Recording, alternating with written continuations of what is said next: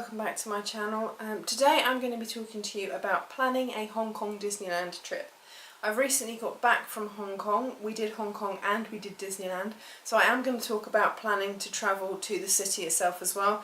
It's kind of linked into how you would get to Disneyland anyway, using the train and stuff. So I don't mind if you skip the non-Disney bits, that's absolutely fine, but to be honest, I absolutely loved Hong Kong, completely fell in love with it. It has just knocked New York off my top city list. So I highly recommend, if you're planning to visit Hong Kong Disneyland, please, please, please visit Hong Kong as well. It's an absolutely amazing city. So, without further ado. So, the first thing that concerned me when I was looking to go to Hong Kong was, do I need a visa? If you are a UK European passport holder, who knows what they're going to look like in a couple of years, but if you have a UK passport, if you're a British citizen, you do not need a visa to travel to Hong Kong. You don't even need a visa waiver or an ESTA or anything like that if you're familiar with going to the States.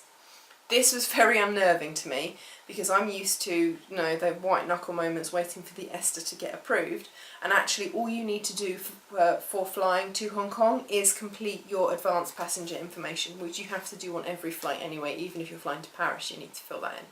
So you don't need to do anything documentation wise, immigration wise, in order to travel to Hong Kong. The other thing that was concerning me about travelling to Hong Kong was whether I would need any vaccinations or not. Now the answer to this varies depending on who you ask. If you check the Foreign Office or Boots websites, for example, they will tell you that you need things like diphtheria, typhoid, Japanese encephalitis, rabies, Hep A, Hep B, and TB. Now I've had inoculations for quite a lot of those, having worked in the police. So I've had Hep A, Hep B, obviously TB you get for your BCG at school. So I knew that I had most of the injections that I was going to need, but I made an appointment with the doctor just to go and see, because according to the websites that I'd looked at, I was going to need things like rabies, tetanus, blah de blah. When I actually went to my doctor's, the nurse looked at me and went, "Don't be silly, you're going to Hong Kong, you don't need injections." The things that she said to me were, if you are staying within the city and you're not going off into the jungle, you don't need any inoculations. You will not be exposed to anything like typhoid unless you are trekking in the jungle, basically. So the pointers that my doctor's surgery gave me were, you don't need any specific jabs to travel to Hong Kong. However, key things to bear in mind, don't drink the tap water. So take lots of bottled water. And actually we found that in both the hotels we stayed in, every day they were giving us fresh bottled water. We went to the 7-Eleven and we bought a big 2-litre bottle of, actually I think it might have been a 4-litre bottle of water to top up our water bottles for each day, and the hotel just kept bringing more and more and more. So you will get clean drinking water in your hotel. Should do. We've got them in both hotels. So don't drink the water. And the second thing was use bug spray. Now interestingly, I didn't get bitten at all for the 4 days that we were in Hong Kong, and we were along the waterfront. We got the boat to Macau, we were wandering around Macau, we came back to Hong Kong, we were out in the harbour at night time after dark. I did not get bitten once. When we went to Hong Kong Disneyland, I did get bitten about 4 or 5 times on my legs, even with the bug spray on. I did only buy the medium strength 6-hour bug spray, so I was getting bitten later on in the evening. I think I wasn't reapplying it. I've been lulled into a false sense of security with the 4 days in Hong Kong and not getting bitten. I didn't think to reapply it. So just bear that in mind. If mosquitoes like you, take high strength, long lasting mosquito spray and do reapply it when you're in Disneyland especially, because I did find that I did get bitten quite a bit there. But in terms of, you know, getting inoculation 6 months before, taking tablets, anything like that, you don't need to do any of that before you actually travel. So you don't need to worry about that when you are planning a trip. In terms of travel, there are lots of airlines that fly to Hong Kong. Hong Kong seems to be a really popular transit destination for anybody that's flying on further onto places like New Zealand, Japan or Australia. So there are lots of airlines that fly to Hong Kong. The reason that we flew with Virgin is because we used all of our Virgin Air miles and we actually took free flights. Bearing in mind the flights weren't actually free because you still have to pay air tax and fuel surcharge tax, So it still did cost us about £230 each for the flights. But that's the only reason we went with Virgin, because we knew that we could get to Hong Kong cheap, basically. For hotels, again, we went with the Virgin Holidays hotel because we cashed in the remaining Virgin Atlantic Air Miles, and we used them to convert into Virgin Holidays vouchers. So we actually only paid about £130 for the hotel for 5 nights, because the rest of it we paid off with Air Miles. So actually the trip for 9 nights cost us about £400 each. It was really, really cheap. The flights in the hotel in Hong Kong were very cheap anyway. It was a perfectly nice hotel. It was the cheapest one that Virgin did. I was a bit concerned, but actually it was a 4-star hotel, really. It was luxurious. The pool was okay, but it was because everything in Hong Kong is so tall and the swimming pool was on the 2nd floor, it was in shadow 100% of the day, no matter how high or how hot the sun was, because the sun was always behind the buildings. It never actually got any sunlight. So that's just one thing to bear in mind. But to be honest, we didn't really have that much time to spend by the pool in Hong Kong. We didn't plan that. So the room was perfectly lovely. One thing I did notice when I was booking both hotels in Hong Kong is that they all have a disclaimer that the standard for a hotel room in Hong Kong is 1 double bed. So that is something to bear in mind if you're travelling and planning to share a room either with another couple, or if you have children, you need to specify that you need more than 1 double bed in the room. Our hotel room in Hong Kong did only have 1 bed, and it was lovely actually, because it had a little seating area as well as 2 desks, which gave me plenty of room to spread out all of my stuff. It was really, really nice. I will talk about Disney hotels a bit later at the end, when I actually talk about planning Disney and tickets and stuff. So once you've booked your flights and your accommodation, then you're pretty much set to go. In terms of weather, Hong Kong is very much like Florida. It is subtropical. The only beauty around Hong Kong is that the humidity is relatively low. It's around 50%. So whilst it was about 30 degrees most of the time we were there, it wasn't sticky at all. It was just lovely and warm. The other thing about Hong Kong, the city itself, is that it's got really, really tall buildings. So 95% of the time you're in the shade anyway, because the buildings are so tall that you're actually in the shadows of the buildings most of the time. Hong Kong Disneyland itself is not. It is very hot. A lot of the stuff is outside. There aren't that many shaded areas. So make sure you've got sun cream when you're actually in Disneyland, because that is a lot hotter than it is in Hong Kong itself. There is a typhoon season. It's the same as hurricane season, June through to November. You can get rain. It did rain the day we went to Macau, but very early in the morning overnight, and then had stopped by about 9 o'clock. And yeah, you can get typhoons. There was a typhoon about a week before we went, which was actually one of the strongest typhoons on record. My friend was saying that her tower block was just shaking, her light fixtures were swinging. It's pretty scary. There was lots of tree damage still there when we went there. So it's not completely without its risks, but the weather when we were there 95% of the time was bright blue sunshine and bright blue skies and wonderful sunshine. So it's absolutely lovely. Even in October it was about 30 degrees, so it is warm most year round. In the summer it can be very, very hot, up to about 40 degrees, so that is something to bear in mind if you don't like the heat. Hong Kong currency is the Hong Kong dollar, and it's roughly £1 to $10, which is easy to work out, but also really messes with your head, because you're thinking, oh my goodness, $10. Actually, it's only £1, and you're paying like $400 for something. You're thinking, oh my goodness, I'm spending so much money, but it's only 40 quid, so it's not actually that expensive. Also, Hong Kong is very, very cheap. Apparently, real estate, because there's not much of it, is really expensive, but food we found was really, really cheap. We were getting plates and noodles for anywhere between sort of £5 and £10. We had our dinner on the first night, I think cost us £11 for both of us, and it's really good food and really big portions as well, so you don't need masses and masses of spending money. I paid for all of our excursions and stuff up front, because pretty much all of them you can book online before you go. So the cable car, the Sky 100 observation deck, the ferry to Macau, and the observation wheel. I paid for all of those in advance before we left the UK. Absolutely no problem paying in advance for any of them. I used a prepaid Anywhere Sterling card, so I didn't use my normal bank cards because I didn't want to have all of the bank charges. So this Anywhere card just pretty much charges you it works out what the rate is at the time, and that's what you pay.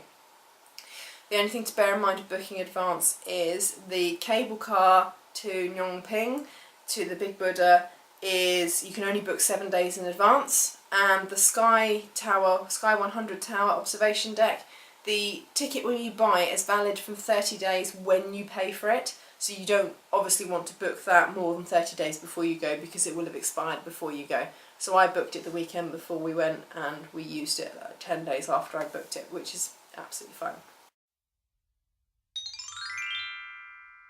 In terms of when you actually arrive in Hong Kong, I was really, really sad they don't stamp your passport. So just be prepared for that. If you like having lots of stamps in your passport, you will not get one. They print off these little pieces of paper, and I'm not going to show you too close up because it's got my personal details on it, but they print these little slips and they put them inside your passport. I've actually got 3 of them because we went into Hong Kong when we arrived. We went to Macau, which is the bigger piece of paper, and then we went back into Hong Kong, so we got a 3rd one when we went back into Hong Kong. So you don't get a stamp in your passport. I was expecting these to get taken out when we left Hong Kong, but they didn't take them. I did check when we got back. You don't have to surrender them like you do in the US with a visa or a visa waiver. You just get to keep them. So I'm keeping them in my passport for now, but when I travel in the future I'll probably take them out. On the plane you get given a arrivals card, which is quite an old-fashioned carbon document. It has the arrivals card, which they rip out and take from you at immigration, and then on the back it's an exact copy, but it's called the departure card. You just fill in your names, your passport, date and issue of passport, nationality, date of birth, place of birth, your address in Hong Kong, your home address, your flight number and where you've travelled from, and then you sign it. You have to keep this in your passport the entire time you are in Hong Kong. It's kind of like your visa waiver, basically. And you also need to carry your passport with you at all times in case you're stopped by the police and they want to see it. They'll want to see your passport and they'll want to see your departure card as well. So just keep those 2 together. On that, we were a little bit concerned before we went. We were expecting to feel a little bit on edge, a little bit unsafe. For example, in New York on the subway, I'm always a bit like, oh, watch my bag, watch other people, what's happening. Did not feel that once in Hong Kong. I felt so safe in Hong Kong. I wasn't worried about my bag, my money, my camera, my passport, not once the entire time we were there. I felt so safe I actually got the subway all the way across to the other side of Hong Kong by myself to go and meet a friend for dinner. I would not do that in New York on the subway, and even sometimes in London on the tube I feel unsafe doing that even though I live here. So Hong Kong feels very, very safe. I honestly don't know whether it is very unusually safe or not. My friend who lives there, she says it is relatively safe. There are various things that people do go around and do, but to me it just has an overall feeling of safeness. So don't worry about carrying your passport around. I have one of those plastic document wallets, A5 size, that I keep all of our documents and stuff in. So each day, all of the printouts where I pre-booked everything, I was just sorting out for that day, the printouts that I needed, I just kept my passport in the same thing, and not once did I think, oh, I've lost my passport. Felt absolutely fine. So once you've arrived in the airport, again, another thing I was worried about was language. I do like to try and speak some of the language when I'm going to a foreign country, and I just didn't get time, to be honest. I know how to say hello and I know how to say thank you. That's pretty much it. So I was a bit concerned about how we were going to navigate ourselves around. Don't worry. Absolutely every single sign is in English, and I feel terrible for saying this because I like to learn the language and learn my way around without having to rely on other people being able to speak my language to help me get around. Hong Kong, everything is in English, and 99% of the people that we spoke to are fluent in English. So you will be able to ask for directions clearly without actually having to worry. If you can't figure out the signs, you can just ask somebody. Everybody will speak English. So once you get off the plane and go through immigration, you then go into baggage reclaim, all signposted in English, really easy to find. Once you come out of the baggage reclaim hall, then you need to get your train tickets to go into the city. Now, if you come out of the baggage hall, to the left-hand side there is an Airport Express desk that does sell the tickets that you need. There is another ticket desk further inside the airport, but it actually had bigger queues. When we came through customs and out into that little area outside the customs hall, there was only one other couple waiting, so there was hardly anybody around. So we went up to that desk to see if we could buy our train tickets there. Now in Hong Kong, if you're familiar with the Oyster card on the tube in London, in Hong Kong they have a similar octopus card, and it's contactless. You just touch it. Contactless is a silly thing to say, isn't it? Because it's contact. Anyway, I'm off on a tangent. The octopus card works like an Oyster card. It's excellent because it also works as a payment card. It works as a prepaid debit card, so you could put money on this and then you can pay for stuff in shops and restaurants. They've all got the readers to touch for it. So actually, if you don't like carrying cash, you can top these up and you can just use to pay for everything. You cannot pay in cash to top them up in the stations, but you can top them up in cash at places like 7-Eleven or Circle K. So anywhere that actually, or most of the places that accept Octopus as payment will accept your cash to top up your card.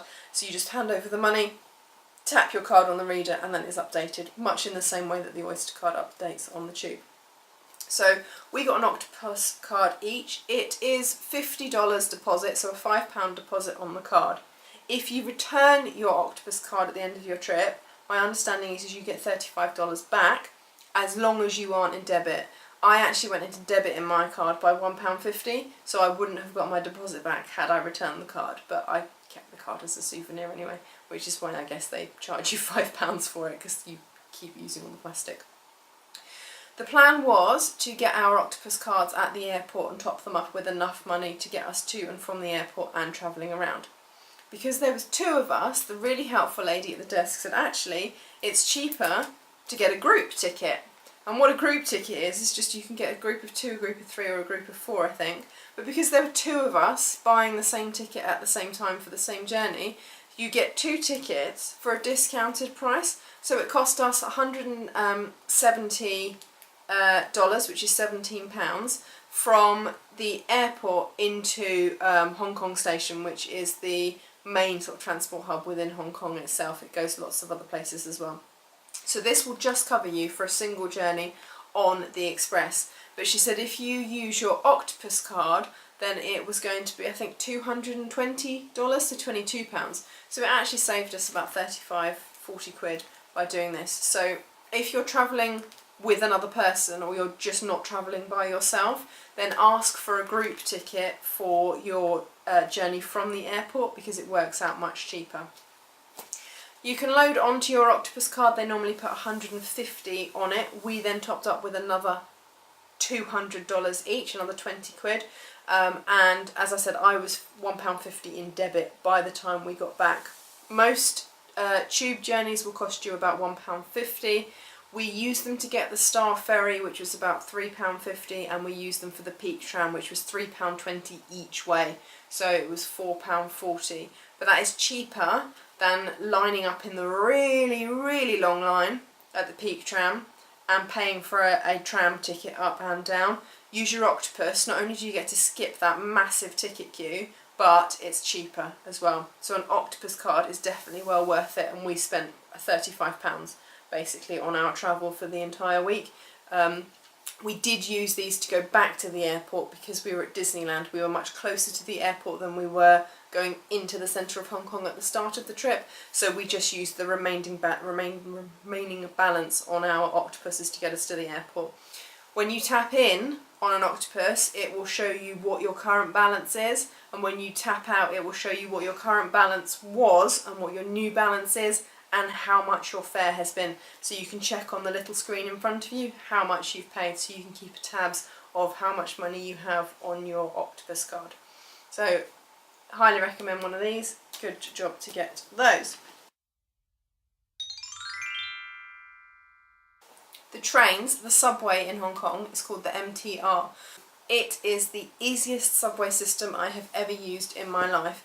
Everything is clearly signposted, everything is marked in English. If you're getting a connecting line, you literally get off your train, you walk across the platform, and the other platform is the connecting line travelling in the same direction. So if you're travelling sort of this, if you're travelling east to west on one line and then you want to change lines to go east to west but in a slightly different direction, you will just walk across the platform. If you want to go back on yourself because you've had to go further to get the connecting line, for example, going from Disneyland to the airport, you have to go back into Hong Kong one stop and back out again. Unfortunately, that means that we did have to go up in the lift across the platforms and back down the other side, because the train on the same platform was going into Hong Kong, which is the direction that we had just gone from Disneyland in order to get to the correct station.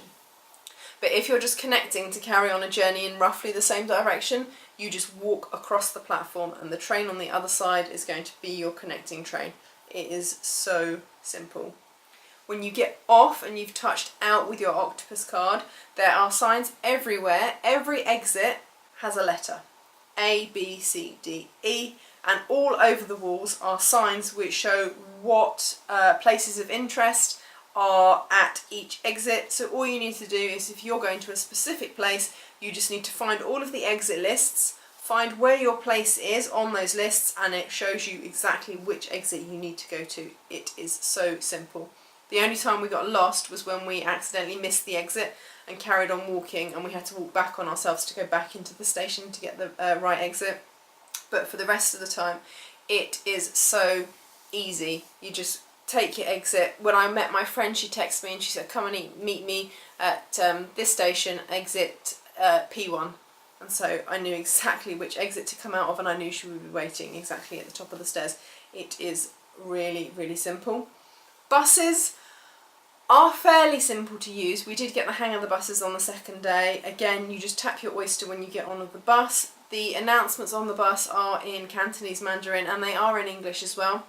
For the most part, the buses also have the electronic signs that tell you what the next station is. So as long as you've worked out before you get on the bus the stop that you want to get off at, then you'll know when to get off. It will announce the stop. You press the button like you do on a London bus or any other bus in the UK.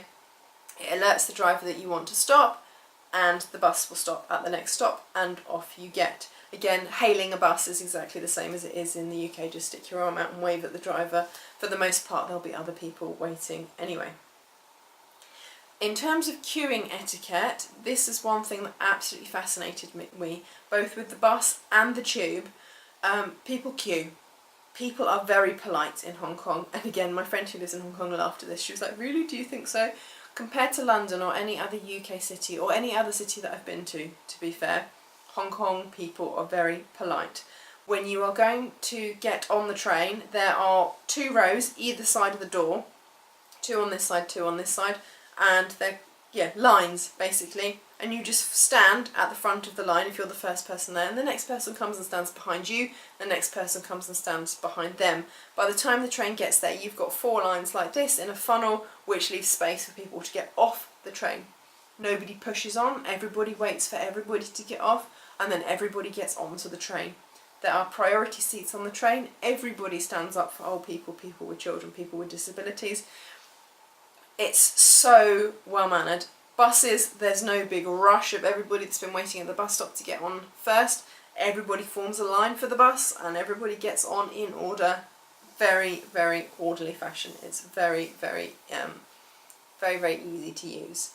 Once you are on the train, it's really easy to work out where you're going to be going, because there is a big sign with the line on it above the door, and it shows you on the line, each station is represented by a dot, and it shows you lit up the stations that you're going to be travelling to, and the next station will flash.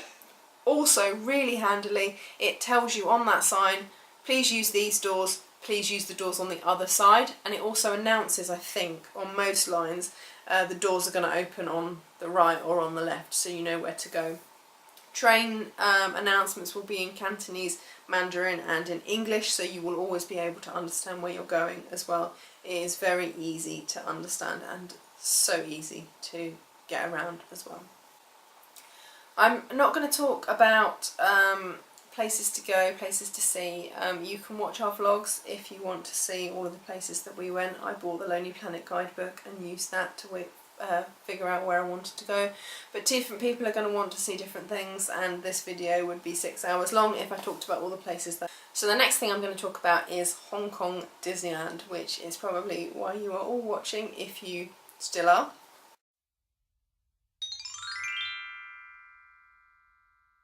Booking Hong Kong Disneyland is very different to booking any of the other Disney parks that I've stayed at.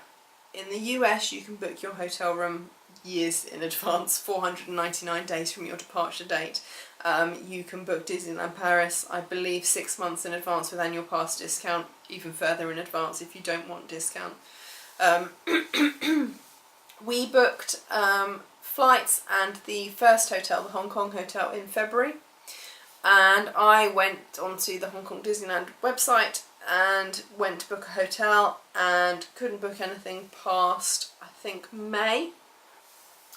When I read all of the details on the website, it says you can book a hotel 6 to 9 months in advance, and I'm thinking, well, we're going in October and it's February now, so that's only 8 months, we should be able to book. You can book that far in advance, but it is very difficult.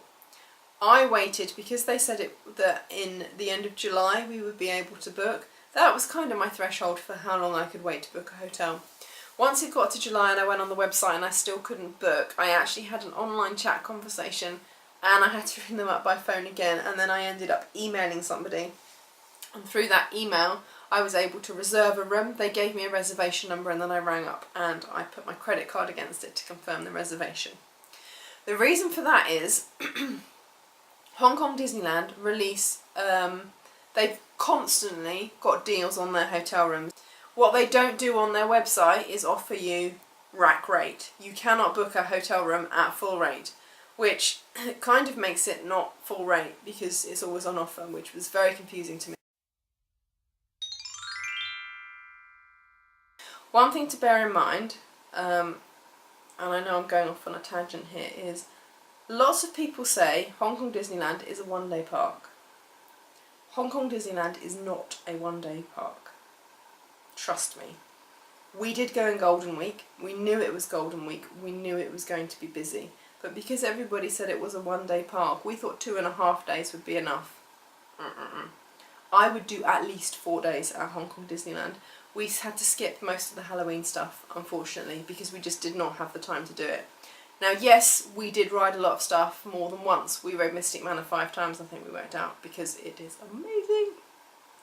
But we only got to do every single thing once. There was stuff that we missed. We didn't get to meet Mickey and Minnie, didn't get to meet any of the Halloween characters, didn't get to go into the Halloween Town show. We could have done with at least one more day, and to be honest, I could have done another 2 days in Hong Kong as well. I would say 4 or 5 days at Hong Kong Disneyland. If you want a pool day where you're not going to go to the parks, do 5 days, because I mean, for me, I've flown all that way. Why would I just go to the park once and ride everything once anyway? I mean, some people don't agree with that. They just think, well, I've ridden it, why do I need to ride it again? But for me, I'm riding it as many times as I can in the time that I've got there. So if I'm going to fly all that way there, then I want 5 days. Next time I'm definitely going for 5 days, because it's an incredible place, it's beautiful, the weather is amazing, and there is so much stuff to do that you will not have time to do it if you just take 2 days. Please don't do 1 day. It is not a one-day park. It's the same as people saying that Hollywood Studios is a half-day park. It's not. Trust me. If you do everything, if you do the shows, if you do all the street entertainment, you do all the little side things like the Gardens of Wonder and all that sort of stuff, you will have plenty to do. Trust me. So, top tip, book as many days as you can afford, because one day you will see nothing.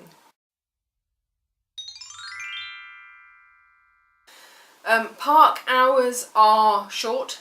The park opened at 10 and shut at 8 with a light show, no fireworks because the castle is dead. A light show which was actually just as good as any fireworks show that I've seen. It was nice. In terms of tickets, they do a 1-day ticket and they do a 2-day ticket. The 1-day ticket is about £61 and the 2-day ticket is £77. If you want to stay more days than that, for example we were doing 3 days, I added up the cost of a 1-day ticket and a 2-day ticket to make 3 days, and it actually costs more than an annual pass. So we are now annual pass holders to Hong Kong Disneyland. The likelihood of us using them is slim to none, but it was actually I think £40 cheaper to buy the annual pass than it was to buy a 1-day ticket for 1 day and a 2-day ticket for the other 2 days. I think that's pretty much covered it. I mean, in terms of the actual park, it is a Magic Kingdom park layout. You do go in under the station, you do go into Town Square and you walk up Main Street. The castle is currently a building site because they are changing it to a new castle, which will be all singing, all dancing, similar to Shanghai's, I've heard. When you go to the left, you go into Adventureland, then you have Fantasyland at the back, and you have Tomorrowland to the right. Unlike other Magic Kingdom parks, you have Grizzly Gulch, Mystic Point and Toy Story Land are kind of like an add-on leg around the outside of the park. So where you've got the main hub with the castle and the lands around it, you've then got the 3 little mini lands around the side of that as well. So I would highly recommend visiting Hong Kong Disneyland. It is amazing. If you have any questions or anything else, then let me know in the comments down below and I will try my best to answer them.